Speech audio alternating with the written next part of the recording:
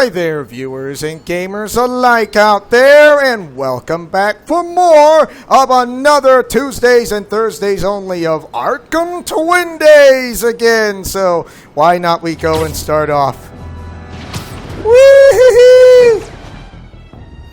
Woo! So what topic I'm going to explain? How about I go into the combined comic books of DC and Marvel this time? So, and besides that, what you're gonna give me the title? What is the title name? So here it is. Spider-Man proves Batman is right to not kill his villains. And like, what? Trust me, you're gonna like it. And like, why? Because you're gonna find out why. So, I'm gonna give you the lowdown.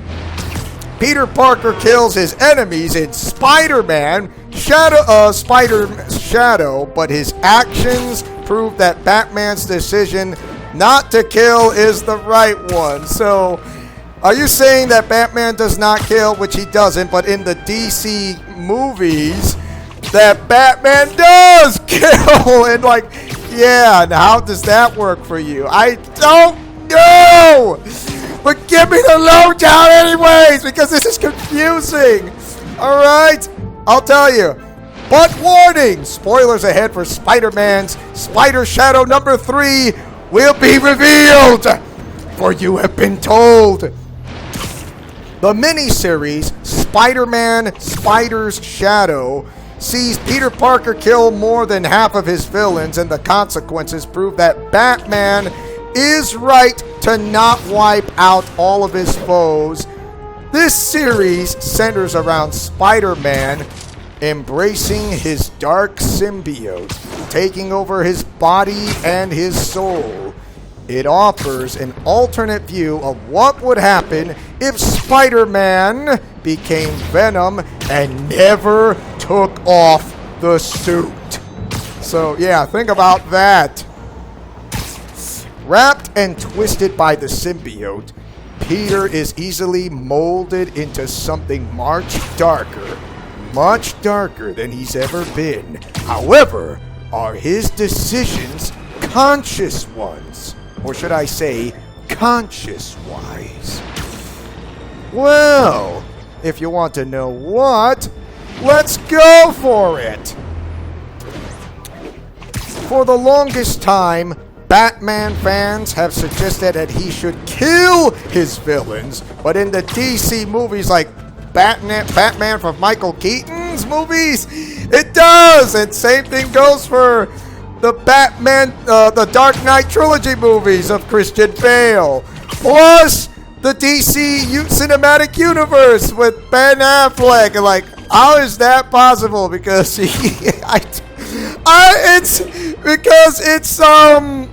can happen. I don't get it.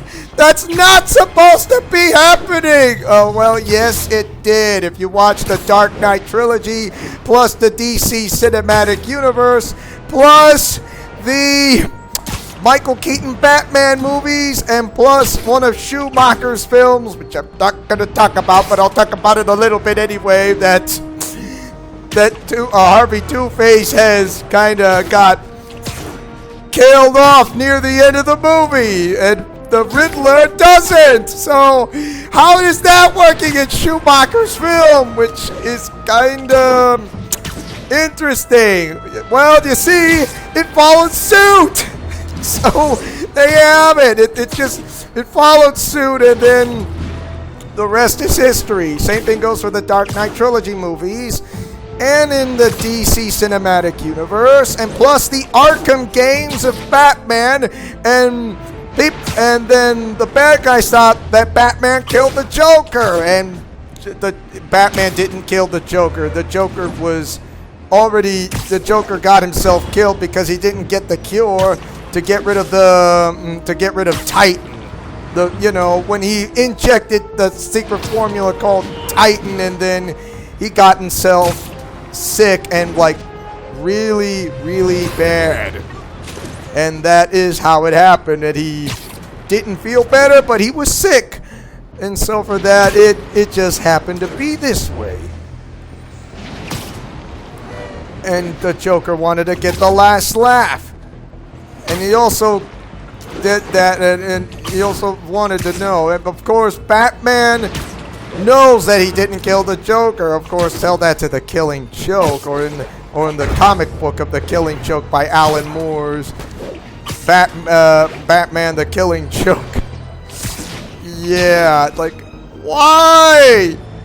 Because it's that traumatized him, and you don't want to do that. That proves the Joker's point that he is the best villain out there. But there's always a better villain than the Joker. I didn't say best. Who is better than the Joker? Okay, remember on that other previous video about from Arkham Twin Days about 5 things that Joker is the best, and 5 villains who are better than the Joker. Okay? Okay. Now, we go back to this. For the longest time, Batman fans have suggested that he should kill his villain, so right. Killing goes all against of Batman's rules, proven by his distaste for Red Hood, aka Jason Todd, who is a seasoned killer because he hates the Joker and he really hates Batman. DC characters like Ghostmaker have also suggested that Batman should permanently end his city's greatest threats. Luckily, Batman is smart and knows that there are huge consequences of crossing the line. However, in Spider-Man, Spider's Shadow, Spider-Man isn't as clever. Spider-Man embraces the darkness that engulfs him and makes him more willing to kill his enemies. Because he has the black suit. You know, the symbiote, the black suit. They call it, black suit Spider-Man, the symbiote, but not a dark Spider-Man who wears a... I don't know what they call it, black suit Spider-Man. They should have called it Dark Spider-Man, or why they call him black suit Spider-Man is beyond me. In Spider-Man's Spider Shadow comic book number 3 by Chip Zdarsky, or should I, yeah, if I pronounce his last name correctly, capital Z-D-A-R-S-K-Y, Chip Zdarsky. The Z is silent if you want to know if that works. And Pascal Ferry. Peter doesn't think of the greater implications of his actions. Spider-Man is seen clearing, or should I say, yeah, clearing the house, or clearing house, or cleaning house as his greatest villains plan to permanently put a stop to him. They aren't able to fully succeed as villains like Mysterio and Rhino die. But Craven and J. Jonah Jameson are able to detach the symbiote from Peter. Like, how is that possible? Although Peter is free from its influence, it follows closely behind, and the issues suggest that his killings weren't just the symbiote controlling him. Zdarsky's comic is built on a heavily intriguing premise that flips everything that was previously known. Having Spider-Man to be the antagonist and the villains being the protagonists is fascinating. Well, he's an antagonist. Spider-Man as an antagonist and the villains being the protagonists, which is pretty interesting if you ask me. So that's like everything's a flip of a switch, because it is a flip of a switch. So I'm going to continue on. Spider-Man's killings not only cause Peter to lose himself, but leads to the death of Mach X, a villain who reformed and became a hero in the main Marvel timeline, where Peter gave up the Venom suit. This shows that Spider-Man's decision to kill robs Mach X of living a full life and becoming something greater. Additionally, Kingpin's death leads to the destruction of Peter's personal life. Kingpin had set up a contingency that would expose Spider-Man's secret identity in the event of Fisk's death, which had been enacted by the end of the issue. Peter's actions forced Jameson down a dark path in which he teams up with the other villains to kill Spider-Man. Luckily, he seems to be one of the only people with some control and steps away from this after he defeats Peter Parker. So that is how it makes it worthy, or worthwhile, but not worthy anyways. All the evidence is stacked up against Ghostmaker and Batman's select group of fans who wish for him to kill his villains, which he refuses to, but in the movies, yes! And everybody's ranting ever since the movies of Michael Keaton when yeah, the director who directed I'm never Tim Burton. Yeah. Spider-Man has proven by that choosing a darker path, everything will turn out for the worst. The destruction of the entire Bat family would be imminent, as Bruce would risk their safety by murdering his villains, which is not very smart. And this is why Bruce Wayne, aka Batman, plays it very smart, if you ask me. Smart as a whip. And his IQ is off the charts, if you want to remember that very well. Surely one of Batman's greatest villains, would have a similar plan to Kingpin in the event of their death. If Batman read this comic, or would read this comic, he would be extremely pleased to hear that his strict rules make for the perfect formula of being a great hero and protecting those closest to him. That's what makes him so special. Absolutely amazing. And why? Because Peter Parker wearing the black suit of that symbiote. Because in Spider-Man, Spider Shadow, that is like the alternate version. And if the 616 version would see this, I mean, that's me, but a different me. I'm wearing the black suit.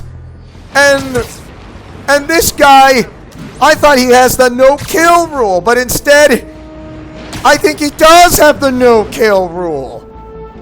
So that goes to show you that not everything is rainbow ponies and unicorns. No. Everything from the comic book number 3 of Spider-Man, Spider Shadow is Arkham. And you thought DC Comics has one of the most darker, twisted comic books in all of history. Well, they're not the only ones. Marvel Comics also have one of the most darkest comic book stories in all of comic book history as well.